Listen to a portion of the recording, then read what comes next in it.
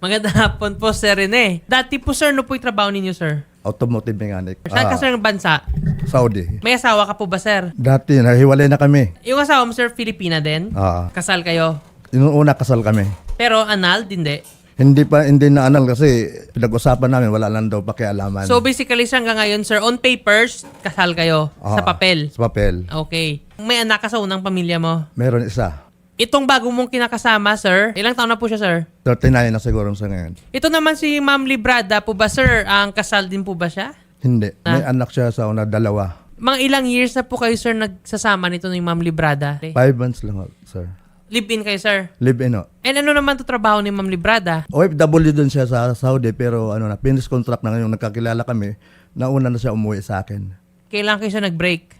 2024 yata, nung nagkaroon na ng hindi magandang dahil doon sa kondo na kinuha niya na hindi ako pumayag. May anak kayo ba, sir? Meron, nandyan, dala ko nga eh. Ano po, sir, yung mga bagay-bagay, sir, nga naipundar ninyo, sir? Yun lang namang yung napundar namin, tricycle at saka yung maliit na lupa, at saka 2 bahay. Yung bahay naman ng 2, lang yun, yung rights lang yan. Hindi naman talaga. Ang may titulo nandyan yung lupa.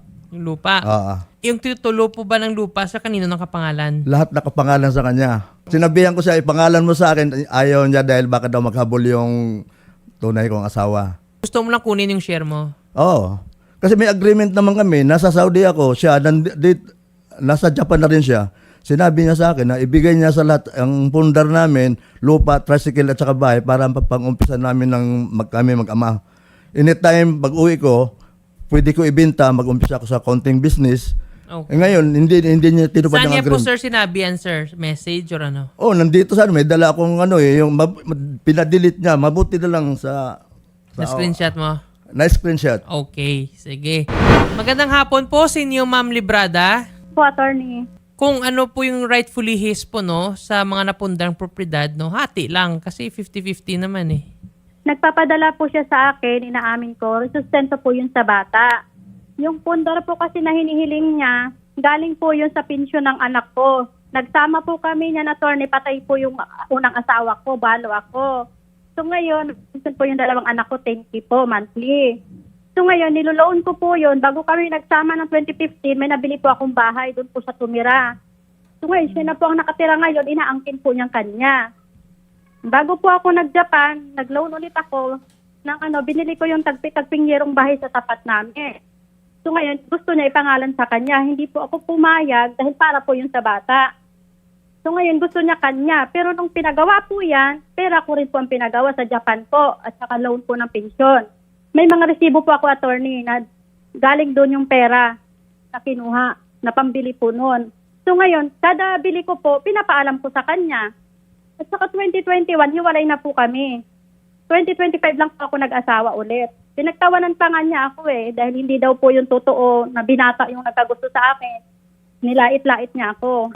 Mga magkano po yung nabigay mong pera? May mga tali ka kung magkano? Wala na akong, attorney, wala akong naipon ng resibo dahil may tiwala nga ako sa kanya. Ang lahat niyan, nandun lahat sa cellphone, kaso pinadelete niya. Pero every month nagpapadala ako since 2015 up to 2024. Lang sa 15K na lang, 1.5 na sa 15K lang. I mean, napapadala pa ako, may 40 plus, 2 beses, may 30, may 20. Ang regarding po sinabi niyo nga parsustento po sa anak, ma'am. Kasi hindi naman pwede, ma'am, nga sa anak. Kasi kung sa anak, ma'am, dapat 2 kayo dyan. Siyempre, may share si Sir Ladislao, may share ka din, Ma'am Librada. Ngayon po, ang regarding po sa case po ninyo, no, since si Sir, no, may previous wife, pero hindi siya anal, tapos kayo. So basically, you live together, no, with legal impediment. So, ang mangyari dyan is co-ownership po, no? Hindi mo pwede angkinin, ma'am, na yung lupa sa'yo lang or yung kasi co-ownership yan. So, kung ma-prove po ni Sir na may agreement kayo nga ito po yung pagpera nga pinadala pang pundar, so it serves as evidence. So, meron yata siya mamahawak dito, yung may agreement kayo nga nung sa Japan ka na, tsaka andun siya po sa Saudi, nga may agreement kayo magpundar ng pera para po makabili ng mga bahay or mga simpleng puhunan para po makapag-start ng buhay balik sa Pilipinas. So that alone, ma'am, no, is sufficient evidence mo, ma'am, nga ma-prove nga may co-ownership. So, Ma'am Librada, hindi mo pwede, ma'am, angkinin lahat sa'yo at kahit sabihin mo pa nga pension yan ng kinuha mo sa anak mo, gano'n, everything. Kasi that's only loan. Pero yung binabayad sa loan, saan nanggaling? Kasi kung isipin mo, ma'am, no? If we use math here, 2015, ma'am, si sir nagpapadala. Kayo that time, ma'am, nandito lang kayo sa Pilipinas. Recently lang kayo nagpunta ng Japan, 2022. Saka, attorney, bago siya nagpunta ng Japan, lahat, napundar na lahat to. Yung mga titulos ng lupa before Oo, 20... nandyan na lahat yan, napundar Okay. na. Ano po yung trabaho dati, sir? Ang trabaho niya dito, yung mananahe lang. Nandito po ako sa Pilipinas. 3 months pa lang yung anak namin, nagtrabaho na po ako. Minimum ang sweldo ko. Bukod po doon, may tindahan po ako, online sale, dami ko pong racket nakita. Yung padala po niya, attorney, pambili ng gatas ng anak niya, diaper, tapos pambili po ng kailangan anak niya, hikain pa po ang anak niya, pansahod po ng yaya, lahat po yun. Mga magkano Tapos po, ma'am, babayad yung din po pinapadala ako, yung monthly, attorney, ma'am? 15,000 po, attorney, tapos Oh, binabawasan ko pa exactly. ng 1,760 Kaya ma'am, po. sabi ko nga, kung mag Para bayad ng 15,000, estate ma'am, kung in Nagbayad- 10 years time, ma'am, no, that's 1.5 million, no? At saka may usapan kayo, ma'am, that you cannot lie, na may agreement kayo nga, yung pundar, hatian ninyo. Ngayon, ma'am, yung nire-request namin Sir Ladislao na maging honest ka lang po sa inyong dealing. Kung ito yung pinag-usapan, may palabra di honor ba? Pangit naman, ma'am, na may usapan kayo ngayon, tapos dahil nga feeling mo makapanglamang ka, lalamangan mo, that's evil, no? Eventually, ma'am, karma will hunt you down, no? Pwede naman, ma'am, nga i-partition yung property, tapos kung ma-convert to cash, i-split ninyo. That's it. Yun naman natin, sir. It's Yun lang, 50-50. Because under sa law naman, ma'am, actually, no, basically 50-50 ownership, eh. Diba? So, kung ano yung amount, hati lang. That's it. Yung padala po kasi niya po, binabawasan pa yun ang bayad ng SS niya. So, magiging 13,000 yung padala niya. Ibibili ko po lahat ng kailangan Pero ng anak ganito po, niya. Ma'am Librada, sinasabi ko sa inyo, yung anak ninyo, hindi lang siya obligasyon ni Sir Ladislao. It's the obligation of both parents, the father and mother. So ganito lang po, Ma'am Librada, kasi ito po, Ma'am, no, meron po dito si Sir na dalang ebidensya na na-screenshot yung usapan ninyo na hati nga kayo.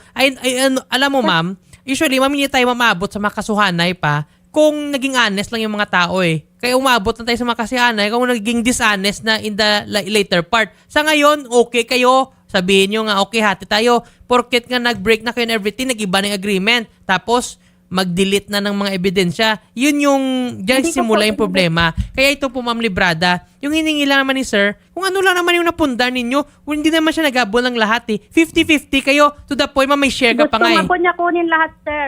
Wala nga sa... Gusto po niyang kunin lahat. Andito nga si Sir Tapos, Ladislao, ang sabi nga, Opo. 50-50. Ito nga po tinitirhan namin, wala siyang ambag dito kahit piso. Ako nagpagawa sa Japan, gusto niya ilipat sa kanya. Yung tinitirhan po niya, attorney, binili ko yun bago kami nagsama.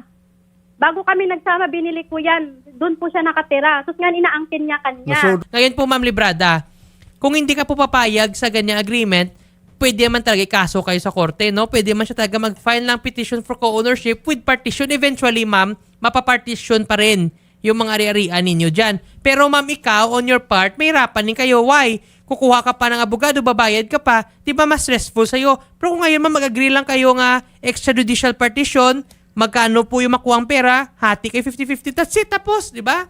Less gastos. May trabaho din po ako. Kumikita ako din sa Hindi Pilipinas. obra. Hindi ako natutulog. 10K lang ang Nagtitindahan piso ng po bata. ako. May Hindi mga obra. resibo ako. Okay. Ma'am, So, kung may tinda ka, may ano ka, ma'am, magkano ba talaga makita mo monthly? Aabot ba ng tag 50, 460? Kaya gano'n like, ma'am, sa tandaan mo, tindahan po, kung nagbili kayo, may tricycle, may bahay, may mga lupa, and everything of that, ma'am. Siguro, itotal yung amount, ma'am, that would amount to millions, no? So, let us be honest na lang, ma'am, no? Like, hindi nga, like, be honest lang kung magkano yung kita mo that time before ka nag-OFW, hindi ngayon. Kahit nung sabihin niyo pa may Apo, pension okay. ng anak niyo, magkano pa siyang anak niya? 10,000 po. 10K Oh, lang po. ma'am, 10,000 lang yan, ma'am, bawat buwan, Oh. ma'am. Ilang years pa, ma'am, para maging 1 million yung 10,000. Sir, magandang hapon po. Yes po, magandang hapon Yes din po, po. sir. Sir, ano, pwede ko, Mr. mabigyan, sir, ng background na, sir, kung ano po, sir, yung napag-usapan dito? Tagal na po yan kasi, attorney, hindi ko na maalala kung ano Oo. nangyayari dyan. Alam naman yan ni Mr. Ladislao kung anong ending nila dito sa Lupon. Okay. Ang CAP, siguro if ever, no, maghingin lang siguro siyang assistance, sir, no, for if ever yung sa certificate to file action, sir. Yes po, yes po. Okay. Yung kasama niya ngayon, doon pa itinira sa bahay namin na nabili. Okay. May kinakasama siya ngayon. Actually po, Ma'am Librada, no, based lang po sa mga Sige po. facts, no, kung yung anak po ninyo mismo ay nasa custody po ni Sir Ladislao nga technically po, 'di ba, kung ang not married, no usually sa nanay, for the fact na binigay po ng court or ng kung ano man nga authoritative agency po yung custody ng anak sa tatay, it tells something, ma'am, na perhaps no you are not capable to raise the child on your own, kaya nilipat sa tatay na mas kaya. But nevertheless, ang masabi ko lang, Ma'am Librada, para po mas-simplify po yung buhay ninyo, 50-50 naman kayo sa napunda lang. Yun lang naman eh. Tsaka may bagong pamilya na siya. Diba? May- So, per hindi na pag po mamatigas pwede sa ka akin talaga, ma'am, then ang masabi lang po namin, ma'am, we will support Sir Ladislao. Tulungan po siya namin para po masampan po kayo ng kaso, ma'am. Yun lang po masabi namin. Kasi gusto ko, maibinta na. Po. Si reporter po namin pupunta po dyan sa Barangay Putatan po, no, sa office po ni Telesforo, no? At bibigyan din po namin kayo ng chance na makapag-usap po Yeah. ng personal po ni Mr. Ladislao, ni Sir Rene. Okay po, ma'am? O sige po. Salamat, sir. And Ma'am Librada, salamat po. At schedule po natin, ano, ma'am, yung pagpunta po natin sa barangay. Magandang hapon po.